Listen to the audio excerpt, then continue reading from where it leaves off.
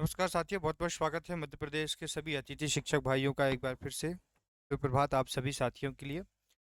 साथियों, जैसा कि आप सभी को पता है कि मध्य प्रदेश अतिथि शिक्षक व्यवस्था के अंतर्गत डीपीआई शिक्षा विभाग की तरफ से बहुत ज़्यादा एक महत्व दिया जा रहा है। पिछले आप 2 से 3 महीने के अंतराल में अगर आप देखें तो काफ़ी बड़े बड़े आदेश आ चुके हैं। और इसका कारण है क्योंकि नवीन सत्र जो है, इस बार का जो नवीन सत्र आपका शुरू होने वाला है जून जुलाई में उस नवीन सत्र की संपूर्ण तैयारी यहाँ डीपीआई के माध्यम से की जा रही है।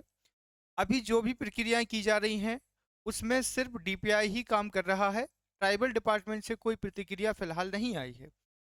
तो डीपीआई ने लगातार 2 महीने से फरवरी 29 से आपका पात्रता जानकारी और अनुभव दोनों को अपडेट करने के लिए पैनल पर आवेदन दिया था। 28 से डेट बढ़ाई गई।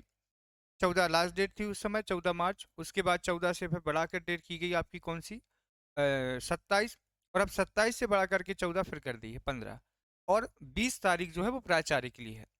पर हो क्या रहा है कि सब अपनी अपने कामों को जिम्मेदारी से नहीं निभा रहा है, इसलिए 3 बार डेट को बढ़ाना पड़ा। क्या होता है, जैसे आपने अपनी जानकारी को अपडेट करना है, आपको नहीं बन पा रहा है, आप संकुल जाएंगे। संकुल आप गए, संकुल में जो भी वहाँ कर्मचारी बैठे हैं, कभी किसी को ये काम नहीं आया। और वो आते हैं तो आर्थिक लाभ, मैंने ऐसा सुना है, ऐसा कई सारे बच्चों ने मुझे बताया कि सर संकुल पर भी अनियमितताएं चल रही हैं। जो आर्थिक लाभ पहले देता है उसका काम पहले होता है, बाकी बोलते हैं आज आइए, कल आइए, परसों आइए। और लगातार छुट्टियों का हवाला देते हैं, चुनाव का हवाला दे करके भगाते हैं।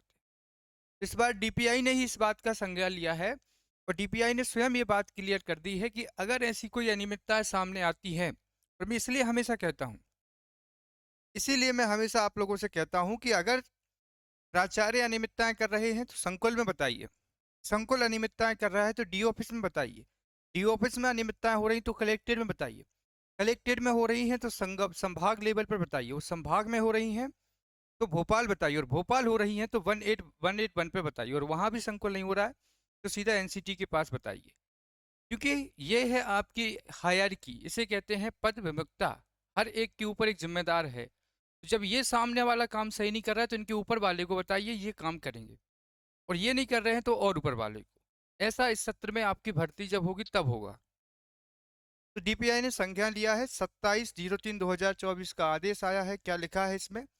सभी संकुल प्राचार्य, संचालक, जिला शिक्षा अधिकारी, इसमें आप देखिएगा लिखा हुआ है, उपरोक्त विसंगत संकुल प्राचार्य के द्वारा आवेदकों के पैनल और मध्य प्रदेश शिक्षक पात्रता परीक्षा उत्तीर्ण की त्रुटिपूर्ण जानकारी को सत्यापित कर दिया है।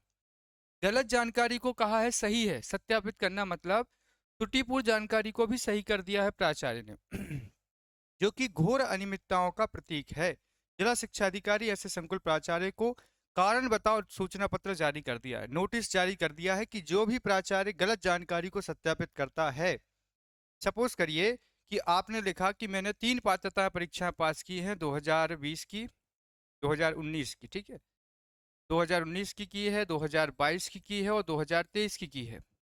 और आप लोगों ने अपनी मार्कशीट भी अपलोड की, लेकिन मार्कशीट में आप क्वालिफाइड ही नहीं है। मार्कशीट में आप क्वालिफाइड भी नहीं है और आपको असत्यापित कर दिया है। तो ये घोर अनियमितताएं बरती जा रही हैं प्राचार्य स्तर पर। इसके बाद जिला शिक्षा अधिकारी ऐसे प्रकरणों की एक जाई जानकारी संकुल प्राचार्यों से प्राप्त करें। जेएमएस पोर्टल पर आवेदकों की जानकारी में संशोधन के स्थान पर अनलॉक की कार्यवाही शुरू करें। अनलॉक जानकारी को आवेदक स्वयं के लॉगिन से आवश्यक संशोधन कर संकुल प्राचार्य से पुनः सत्यापित कराएंगे। और ये उक्त कार्रवाई 20/4/2024 तक कराना सुनिश्चित करें। संचालक हैं DS कुशवाहा जी। ये सबसे बड़ी बात है कि काम अगर आप कर रहे हैं तो उसमें पूरा समर्पण नहीं है, क्योंकि आप कह रहे हैं कि मैंने तो पेपर पास किया है। आप सरकार विभाग में आए हैं तो इसका मतलब ये थोड़ी है कि पेपर पास कर लिया तो आपको कुछ नहीं करना है। यहाँ पे सरकार आपके लिए है, सरकार आपका ध्यान रखेगी, आपको प्रॉपर सैलरी देगी। इसीलिए सरकार की काफ़ी विभाग, गवर्नमेंट के काफ़ी विभाग प्राइवेटेशन होता है कि कम से कम नौकरी जाने का तो डर बना रहेगा।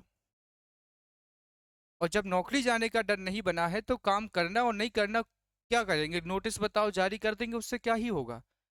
इसीलिए सरकार के जितने भी विभाग होते हैं वो अनियमितताओं में घुरे होते हैं। काम समय पर नहीं करते हैं, आर्थिक प्रलोभन को बढ़ावा देते हैं, क्योंकि नौकरी जाने का भय नहीं है। और अगर अतिथि शिक्षक कोई अनियमितताएं करते हैं तो उनको डर रहता है कि क्योंकि हम अतिथि हैं।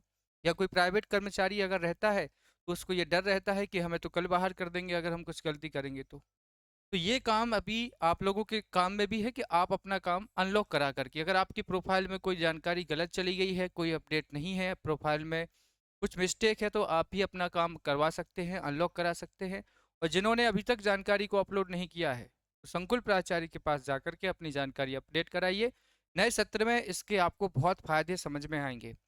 अभी आप इस जानकारी को अपडेट करने को बहुत छोटे में ले रहे हैं, छोटे स्वरूप में, लेकिन यही आगे चल करके आपको देखना, चयन जब आपकी जून जुलाई में नए सत्र में ज्वाइनिंग होगी, तो आप लोग ही कहेंगे कि सर उस समय हमने लापरवाही की और आप नहीं कर पाए।